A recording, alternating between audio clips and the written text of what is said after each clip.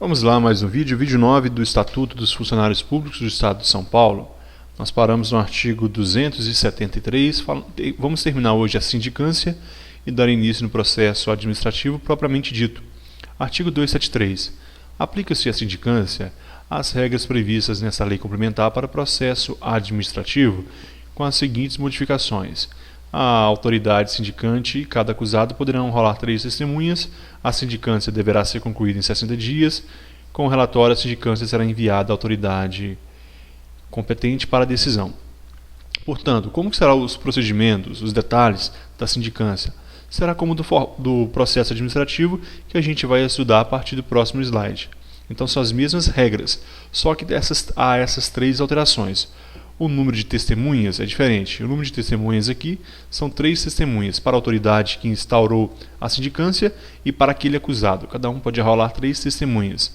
O prazo para a conclusão da sindicância é 60 dias.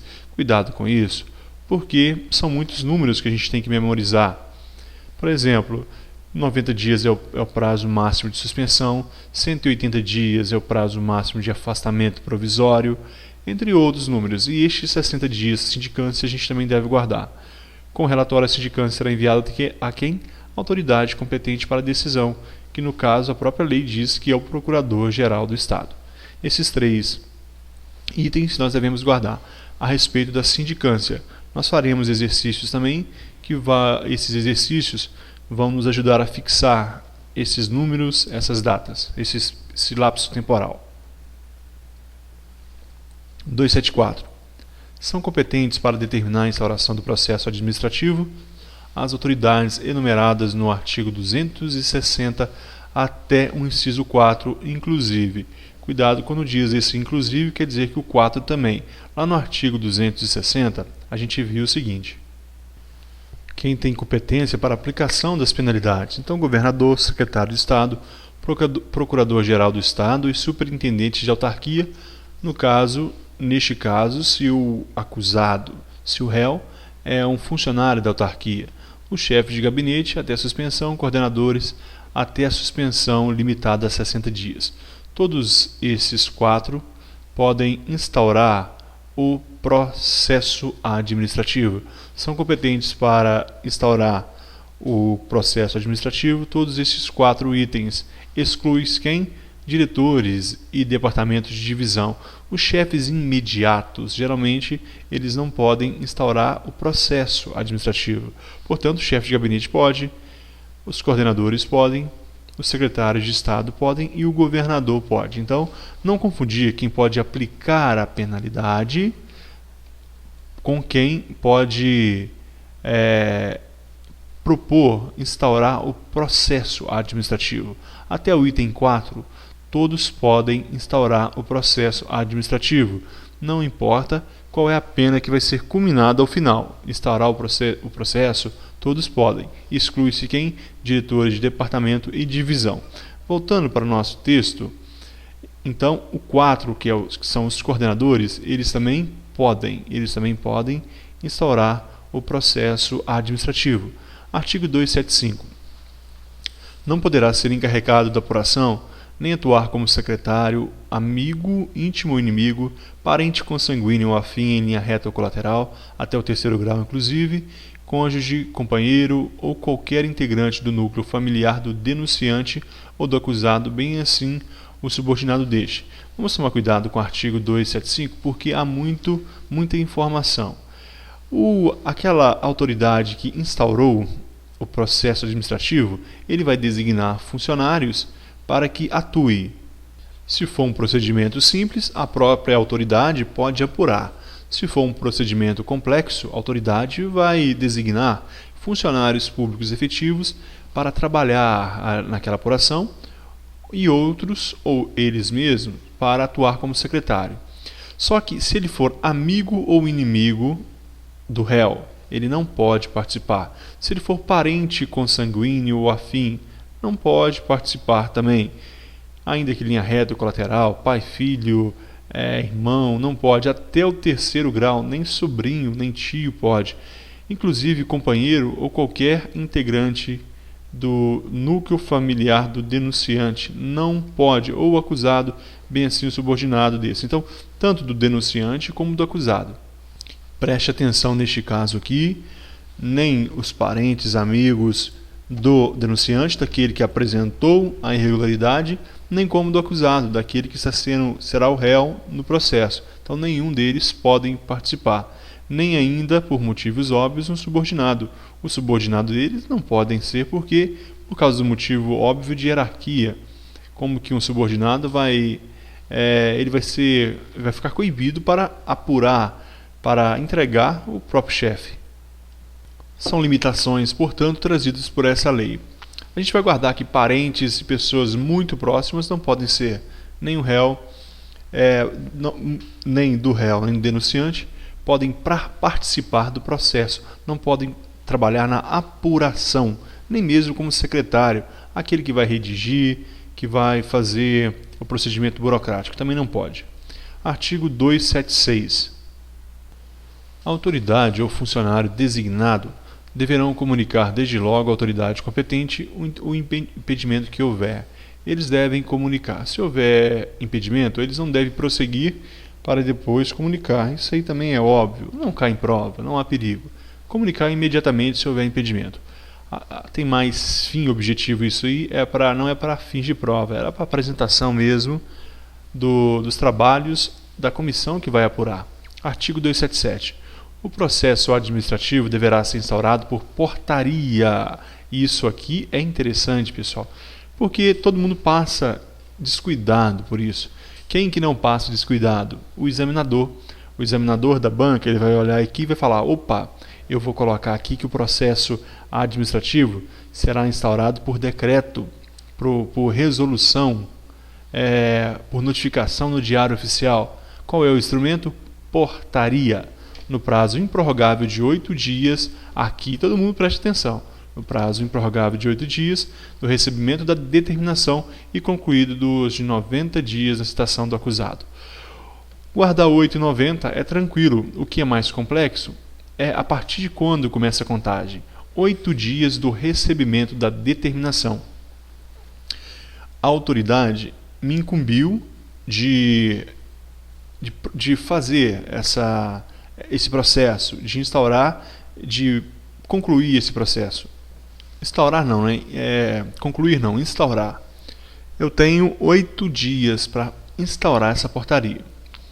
A partir do momento que eu recebo a determinação, eu recebi a determinação da autoridade para dar início para essa portaria, então eu tenho 8 dias para fazer.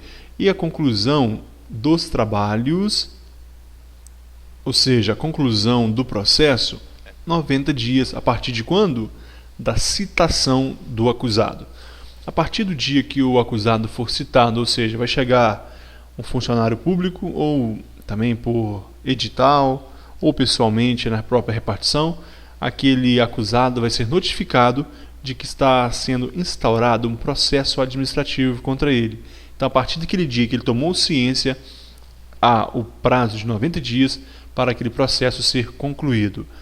A portaria deve ser instaurada no prazo improrrogável. Não há prorrogação aqui, de 8 dias. E deve ser concluído no prazo de 90 dias da citação.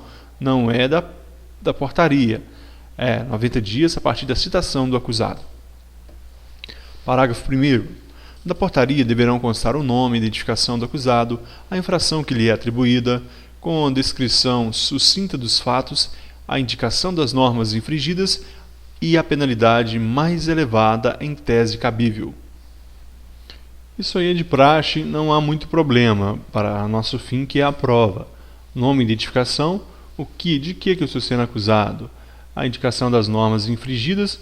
Um detalhe que a gente pode se preocupar para a prova é isso aqui, olha, a penalidade mais elevada em tese cabível. Deve estar obrigatoriamente naquela portaria, deve estar escrito ali qual é a penalidade mais elevada que eu posso sofrer se eu sofrer esse processo. É a pena de demissão. Opa, eu vou me preocupar mais. Se a pena maior ali for multa, talvez eu não me preocupe tanto.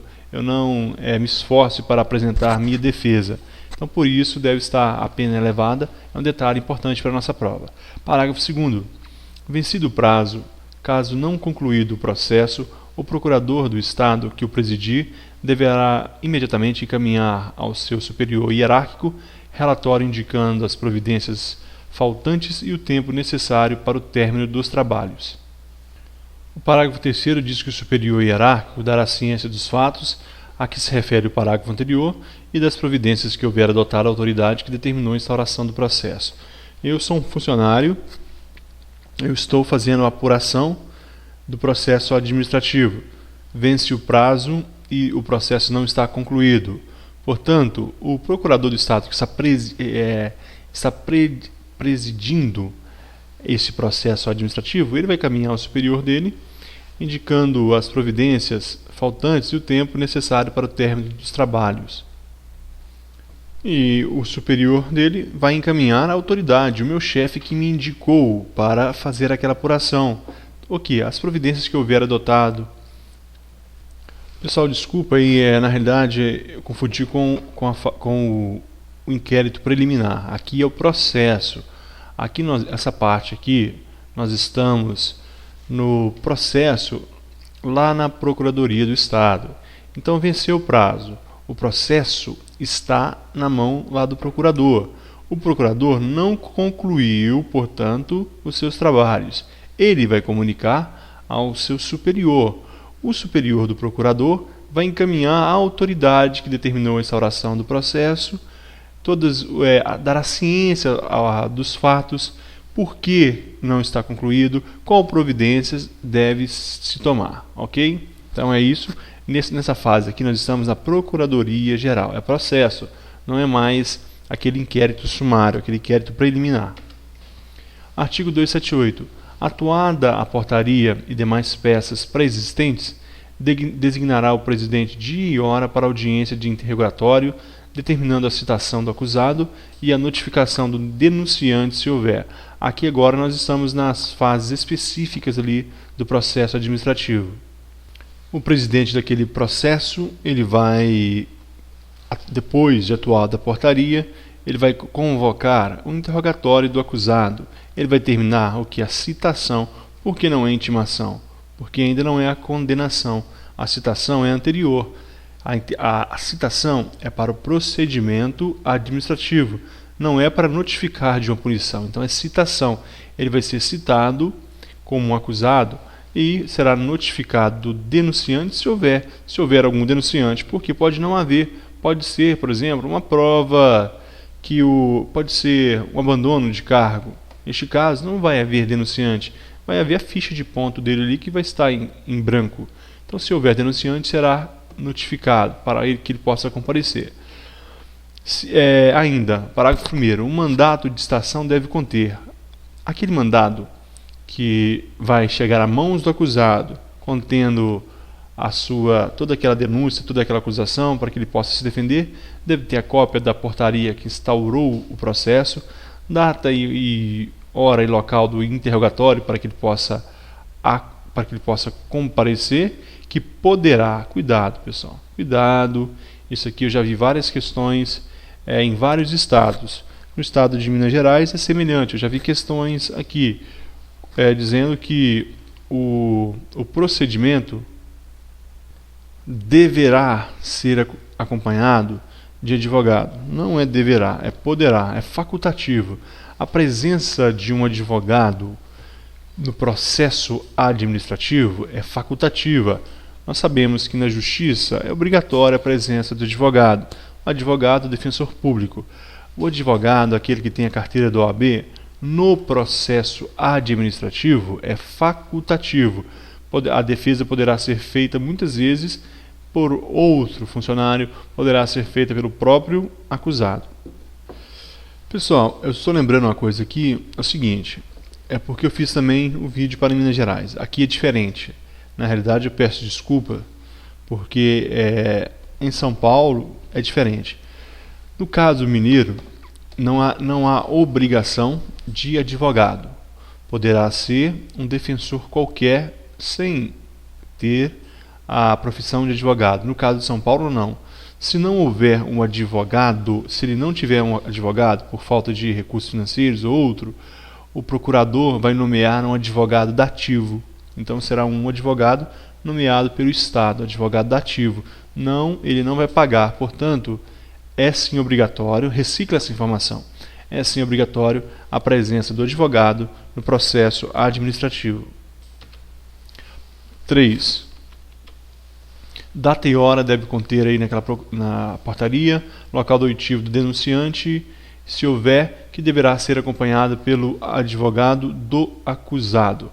Observe aqui, se há um denunciante que aquele acusado, ele denunciou que está recebendo propina, ele vai ser notificado, deve ter a hora da sua audiência e deverá ser acompanhado pelo advogado do acusado, não é advogado do denunciante, advogado do acusado. O acusado é aquele que vai prestar o depoimento, o denunciante vai estar presente ali, o advogado de defesa do acusado. É um procedimento que você deve guardar. Esclarecimento de que o acusado será defendido por advogado dativo, caso não constitua advogado próprio. Isso mesmo, o acusado será defendido por advogado dativo, se não tiver advogado próprio, ou seja, advogado do Estado. A linha 5. Informação de que o acusado poderá rolar 3 testemunhas e requerer provas no prazo de 3 dias após a data designada para o seu interrogatório. Agora já começa a decoreba, pessoal. 3 testemunhas, 3 dias para colheita de provas após a data designada para o seu interrogatório. 6. A advertência de que o processo será extinto se o acusado pedir exoneração até o interrogatório, quando se tratar exclusivamente de abandono de cargo ou função, bem como inassiduidade. Isso aqui é muito interessante para os servidores públicos. Por quê? Por que a lei trouxe isso aqui? Isso é um benefício para aqueles funcionários que têm 2 empregos, que estão exercendo acúmulo ilegal de cargo. Eu estou em acúmulo ilegal de cargo e sou notificado em um. Portanto, começa o processo. Se até o interrogatório eu pedir exoneração, até a data limite aqui, ó, que vai me salvar de uma penalidade, é o interrogatório. Até a data do interrogatório eu pedir a exoneração, então vai ser extinto o processo. Fica tudo em paz, eu não vou sofrer uma penalidade. Eu vou perder aquele emprego ali, mas a minha pasta vai estar limpa, porque exoneração não é punição. Exoneração ali é um ato discricionário, portanto não é penalidade. Nós temos quais são as penalidades? Demissão e demissão a bem do serviço público. Se eu peço a exoneração, extingue o processo e eu estarei em paz com minha ficha limpa, podendo prestar outros concursos públicos sem ter meu nome sujo. Então guarde isso. Se eu peço exoneração até o interrogatório, é extinto o processo, se a pena for de quê? Abandono de cargo ou função, bem como inassiduidade. Isso aqui você deve guardar, isso não é sempre. Pode cair na prova perguntando o seguinte: em caso de pena que combine com a demissão, se o funcionário pede a exoneração até o interrogatório, será extinto. Errado. É só para a pena que há de abandono de cargo ou função ou inassiduidade. Sobre a citação do acusado, como funciona? Ele só pode ser citado pessoalmente? Nós veremos agora. A citação do acusado será feita pessoalmente no mínimo 2 dias antes do interrogatório. 2 dias antes dele ser ouvido, deve haver a sua citação pessoalmente. É o primeiro caso. Vamos ir no parágrafo 2º. Não sendo encontrado em seu local de trabalho, no endereço constante de seu assentamento individual, furtando-se o acusado a citação, ele fugindo, ou ignorando-se seu paradeiro, a citação far-se-á por edital, publicado uma vez no Diário Oficial do Estado, no mínimo 10 dias antes do interrogatório. Então, há 2 procedimentos para a citação. A citação pode ser feita pessoalmente ou por edital. Detalhes da citação pessoal. Se eu sei onde que é a casa daquele acusado, eu, como instaurei o processo, eu vou até a casa dele e vou citá-lo pessoalmente. Se eu não sei onde é a casa, mas eu sei que ele está trabalhando em determinada repartição, eu envio aquele pedido de citação até o seu superior. Será por intermédio do seu superior que vai citá-lo, então, por intermédio do seu superior ou diretamente onde possa ser encontrado. Se não for encontrado, neste caso aqui, 2 dias. Se não for encontrado, será por edital até 10 dias. E se ele não for encontrado, se após os 10 dias do interrogatório ele não for encontrado, vai se parar o processo por causa da sua ausência? Não. Ele vai ser considerado citado. Vai ser considerado. E hoje existem outros institutos, né? Citação por hora certa. Vai te deixar um bilhete lá naquele local onde ele mora e vai dizer assim: dia tal, a tal hora eu virei aqui citá-lo. Se não encontrar, vai ser considerado citado e vai ser julgado à revelia. Pessoal, nós terminamos aqui esse vídeo. No próximo nós continuaremos a partir do artigo 279. Muito obrigado e até a próxima.